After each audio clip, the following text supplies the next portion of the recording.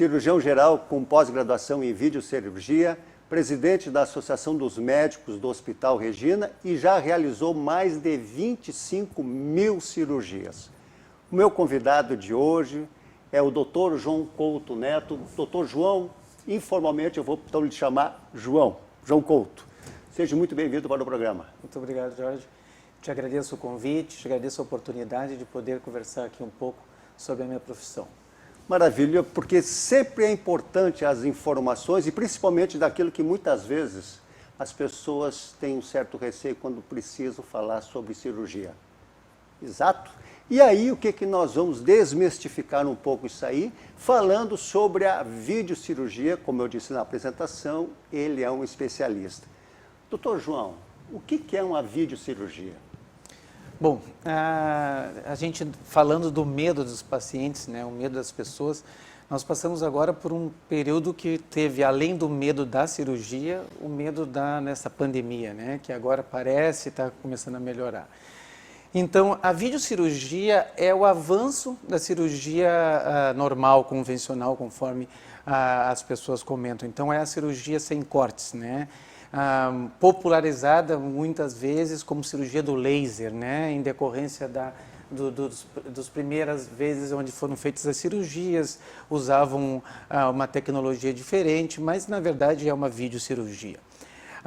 Por que ela se difundiu e por que ela é tão importante hoje? Em decorrência da invasão, a invasão é mínima no nosso abdômen, então permite com que faça a grande maioria das cirurgias com os cortes pequenos, com incisões mínimas, quase inaparentes e com uma recuperação muito rápida, menos dor, um retorno mais rápido dos pacientes às atividades normais.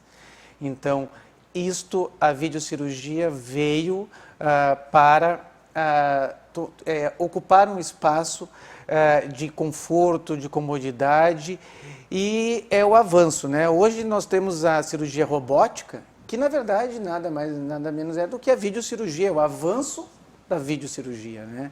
Então hoje nós já estamos num passo além da videocirurgia tradicional. Ela, inclusive, aqui no Brasil, iniciou lá por 1989 e não era muito acreditada, né? Exatamente. E isso acabou, então, a gente precisando fazer todo um esforço para... Pegaste bastante essa época, assim? Eu não cheguei a pegar, eu peguei o início, né? Mas eu sou filho de cirurgião, então eu me lembro que meu pai, ainda dos antigos, não, isso aí não é uma cirurgia que a gente tem que fazer, preparando para abrir, para converter em cirurgia tradicional. Então, hoje a gente vê mais ou menos algumas coisas relacionadas à robótica. Eu vejo, então eu que peguei um pouco ainda desse medo da videocirurgia. Agora estou pegando uma outra fase também de algumas vezes o paciente assim achando que a robótica talvez não dê certo, assim como falavam da videocirurgia no passado, né? São avanços que nós temos que estar cientes deles e temos que navegar nisso aí porque é o futuro. É o futuro, inclusive, como tu bem disseste, tu vem com a escola do teu pai, conversando com ele, te falando isso. Tu chegou a pegar assim nesse início, assim, olha, vamos começar a fazer esse trabalho, sabendo que daqui a um pouco tinha que pegar e vocês vão ter que sair cortando o cara porque não pode dar certo? Eu peguei o início da minha residência em 98, 97, a gente pegou, não era nem iniciava já pensando em desistir ou nem iniciava, exatamente, não, isso não dá para fazer, né? Mas tudo é uma questão de curva de aprendizado, né? Em medicina nós temos uma curva de aprendizado, que é o tempo que o cirurgião necessita para se adequar à nova técnica, e isso à medida que o médico vai fazendo uma cirurgia, ele vai ganhando mais intimidade com isso e vai perdendo esse receio, né? Que pode não dar certo. Mas inclusive, com toda a habilidade técnica, a própria atividade exige, né, João? Eu imagino que também, no início, aquela coisa meio didática para o paciente, que no consultório nós vamos fazer uma videocirurgia. E aí, o que o cara pensava assim, puxa vida, e aí, esse negócio aí, será que vai dar certo? Não, hoje a gente ainda vê pessoas mais velhas dizendo assim, não, doutor, vamos fazer com corte que é mais garantido, né? Porque às vezes é difícil tu reconhecer que tu tirou um pedaço do intestino e tu tem um cortezinho minúsculo, né? Enquanto o vizinho fez um corte gigante no abdômen. Como é que tirou isso, né? Como é que saiu, né? Como é que saiu aquela pedra da vesícula por esse buraco, né? Como é que saiu essa quantidade? Então, tudo isso são fatores que as pessoas, a pessoa se sente insegura e muitas vezes o médico, né? Às vezes que não está familiarizado com isso, acha que não é possível, né? Mas hoje nós sabemos que é possível, é factível, né? A grande maioria das cirurgias. Eu, inclusive, que é uma questão de experiência, porque eu já passei por uma situação dessa, a recuperação é muito rápida, né? Porque muitas vezes a pessoa tem uma atividade que exige muito dele e não pode ter um tempo afastado, vamos dizer assim. Essa videocirurgia ela veio justamente para poder se enquadrar bem nisso aí também, né? Do ponto de vista econômico, se a gente colocar o tempo de recuperação, o tempo de estadia no hospital, o gasto com medicações para dor, se nós colocarmos tudo isso numa planilha de custo, a videocirurgia é infinitamente mais barato. Mesmo quando ela estava no início, toda a tecnologia quando está no início é muito cara, hoje a gente vê isso com a robótica, é caríssimo, né? Mas mesmo quando ela estava iniciando, o custo dela fixo era maior, né? No princípio. Mas se nós calculássemos que aquele funcionário, por exemplo, que ia ficar 90 dias parado com um corte da barriga, esse mesmo funcionário ia ficar 10 dias parado, esse mesmo paciente queria ficar 4 dias internado e ia embora em 4 horas, se nós calculássemos os gastos agregados a isso, a videocirurgia já era mais em conta. E isso fez com que ela galgasse a posição de ser a preferência rapidamente. A robótica está aí há bastante tempo e ela não consegue, a gente já sabe que tem várias cirurgias que ela é infinitamente melhor, mas por que ela não está sendo tão rápida que nem entrou a videocirurgia? Em decorrência ainda do valor da tecnologia, né? Que está barateando, né? Vai se tornar mais barato, vai se tornar viável, mas ainda ela é muito cara e por isso ainda não é factível custo-benefício em todas as cirurgias que a gente tem à disposição para ser realizadas. É um caminho sem volta. É um caminho sem volta. Bom, como não é da minha área, mas a gente sempre está conversando com um monte de gente em volta, eu me lembro de quando se falava em videocirurgia, e uma das primeiras que se comentava bastante era hérnia, que é um perigo para a saúde, né? A hérnia é um perigo para a saúde e a cirurgia de hérnia ela é muito eficaz nessa videocirurgia. Por favor. A hérnia, ela se tornou a videocirurgia na hérnia se tornou uma grande opção, realmente, porque na hérnia nós trabalhamos com o músculo, né? A gente trabalha com um orifício na nossa cavidade abdominal. A hérnia é uma doença própria do ser humano bípede, né? Vamos dizer, na evolução, quando nós ficamos em pé, estou tratando das hérnias inguinais, que são as hérnias mais comuns, né? A posição bípede fez com que as pressões e a força e o peso dos órgãos intraabdominais se posicionassem na nossa região inguinal, nas nossas virilhas, né? E as nossas virilhas são zonas de fraqueza, porque são pontos onde passam vasos que levam sangue para os órgãos, no caso do homem, o testículo, né? E isso está sempre forçando, porque a posição em pé, a posição ereta, faz com que isso force. Então, é uma região que é forçada a isso e rasga, o músculo abre, né? E à medida que a gente, num músculo cortado, um músculo rasgado, num músculo doente, nós vamos fazer mais um corte, mais uma tração nele, isso se tornava a cirurgia da hérnia ainda muito dolorosa, né? Uma cirurgia de hérnia ainda, uma situação que tirava o paciente do seu trabalho, do seu labor por um período muito grande. A cirurgia laparoscópica veio para mudar isso, né?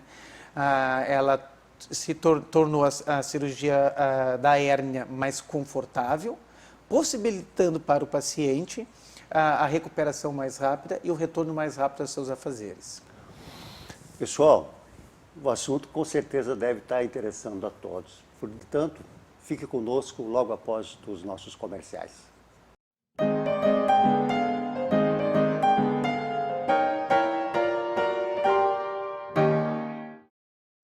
É com muita satisfação que a Unimed Vale dos Sinos faz a entrega deste presente especial a você. É o novo Hospital Unimed, referência em tecnologia, inovação e humanização. Uma estrutura toda conectada, com corpo clínico de alta qualidade, trazendo excelência ao atendimento hospitalar. Unimed Vale dos Sinos. Cuidar de você. Esse é o plano.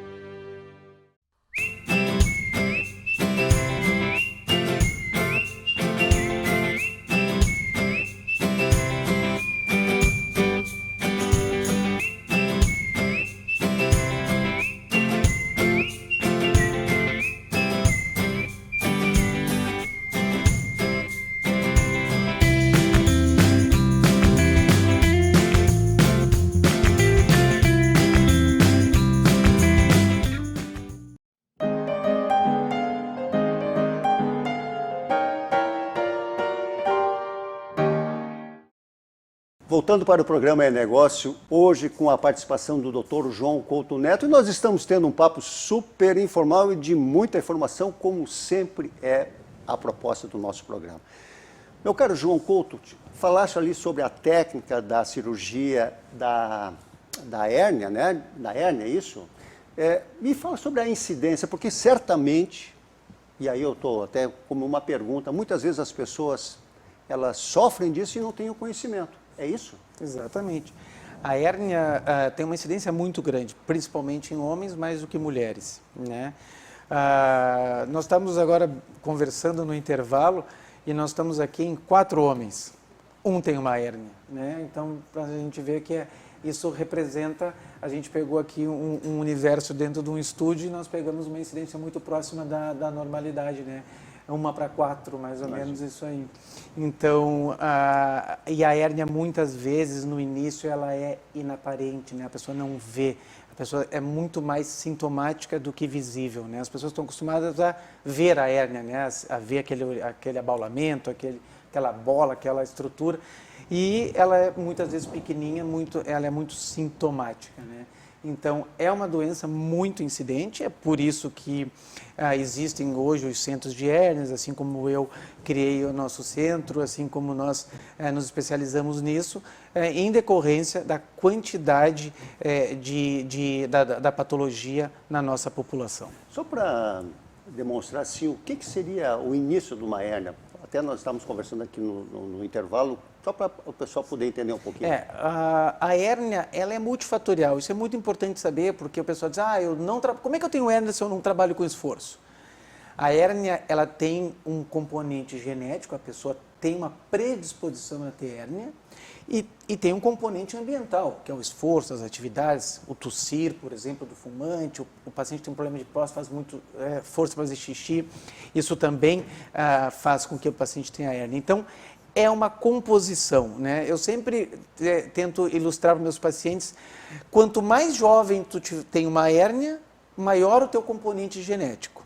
Quanto mais velho tu vai ter numa hérnia, maior o teu componente ambiental, menos o genético. Eu digo que o senhor que cortou árvore, bateu pedra a vida inteira e montou uma hérnia em 80 anos, a gente não pode dizer que ele tem uma genética ruim, né? Com certeza. Foi o ambiente o preponderante. Assim como tem crianças que nascem com hérnia e operam no outro dia de vida. Impressionante, exatamente. Né?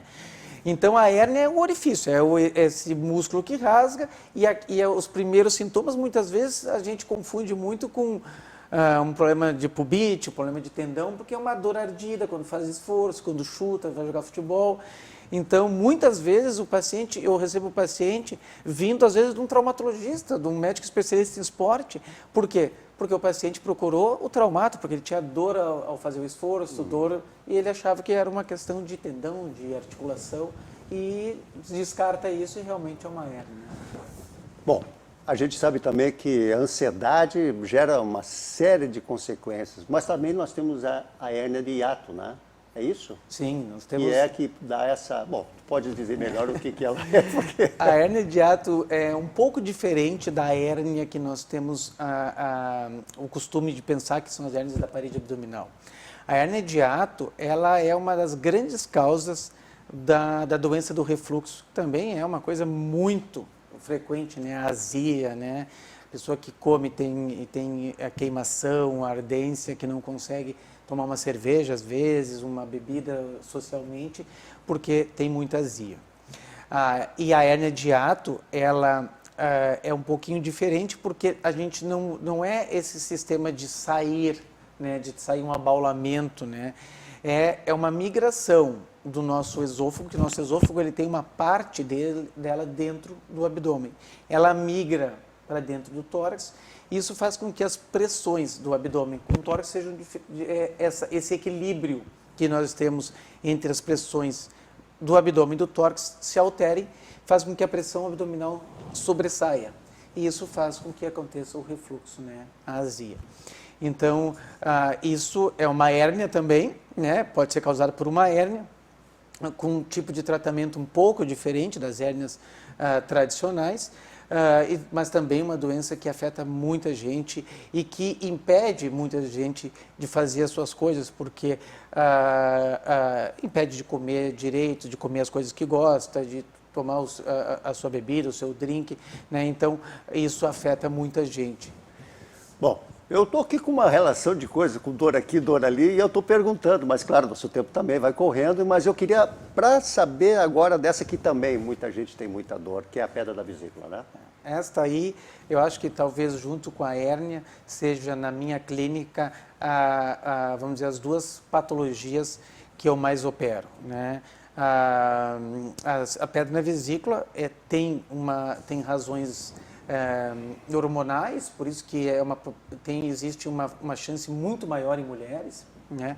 Uma questão também de alimentação, pessoas obesas têm mais chance, uma questão de gestação por questões hormonais, as mulheres também, uma parte hereditária. Então, a pedra na vesícula, ela é uma concreção, né? Uma pedra mesmo, um cálculo que se posiciona dentro desse órgão vesículo, que é um reservatório da bile, que é um líquido que faz a digestão das gorduras, e que muitas vezes quando a gente vai comer, ela dá uma dor muito grande, porque a vesícula vai se espremer e o cálculo entope a vesícula, não impede a saída da bile, isso causa uma dor muito grande. E sintomas também de má digestão, às vezes iniciam assim, mas é uma doença também realmente de fácil resolução, tipo a hérnia, talvez assim, até mais fácil por videocirurgia. A cirurgia da vesícula, em termos de cirurgia do aparelho digestivo, foi a cirurgia, a primeira e a mais difundida para ser feita por videocirurgia de todas as outras. Que coisa. É a cirurgia do abdômen, a mais realizada por videocirurgia desde o início da videocirurgia. Que interessante. Bom, pessoal, vocês sabem que a gente não quer que ninguém sinta dor, mas em caso de sentir e ter alguma sensação de tudo que já foi falado pelo Dr. João Couto, vocês sabem que tem sim recuperação rápida e também a acessibilidade de poder fazer isso e voltar a uma vida normal. Praticamente, né? Praticamente. Bom, mas uma coisa que me chamou muita atenção, eu fiquei extremamente feliz, foi quando eu conversei com o João Couto, disse, vamos fazer um papo muito legal. Ele disse, Jorge, tu me fizeste esse convite que me deixa muito alegre e eu vou te contar alguma coisa que é de primeira mão. Eu disse, o que é? Eu disse, pois é, estou criando um centro de tratamento de endometriose. Isso aqui é lançamento aqui no programa, é isso? Então, por favor, diga para nós o que vem a ser esse centro e também quero já te parabenizar por essa iniciativa. Hoje eu tive o prazer de falar isso para o Jorge e falar com os espectadores dele, que me deixa muito feliz. São 8 anos depois que eu construí o centro de hérnia, que eu montei, que eu me especializei e doei boa parte da minha vida cirúrgica nesses últimos 8 anos, tratando e tendo conhecimento e me especializando nas hérnias, hoje eu fui para um novo desafio, que obviamente as hérnias, a vesícula não vão ficar de lado, né? Mas é uma outra patologia que afeta uma porcentagem bem grande da população feminina, que é a endometriose. Hoje, quando eu comentei, eu falei para ele, se tu procurar na internet Centro de Tratamento da Endometriose.com.br, tu vai achar, o domínio já existe, né? Mas ainda, por ser uma patologia multifatorial, sendo tratada por médicos cirurgiões, ginecologistas, urologistas, proctologistas, psicólogo, a gente quer fazer com que isso saia do papel de uma forma integral, de uma forma que a gente consiga dar todo esse tratamento. Na verdade, isso já acontece de uma forma, de um ponto de vista sem essa união ainda, né? É multidisciplinar. É multidisciplinar. Porque é uma doença que afeta a mulher em todos os seus níveis, né? É uma doença hoje, assim como tem o mês da mama, tem o mês da próstata do homem, tem o mês amarelo, março amarelo da endometriose, da conscientização da endometriose. É uma patologia que afeta a mulher na sua questão primordial, né? Numa das questões mais importantes para a mulher, a sua fertilidade. Afeta a mulher na sua sexualidade. Afeta a mulher no seu convívio social, porque dá dor, dá desconforto, impede a mulher de sair para suas atividades, impede a mulher de ter uma vida sexual adequada com o seu marido porque tem dor, impede a mulher muitas vezes de ter o seu filho.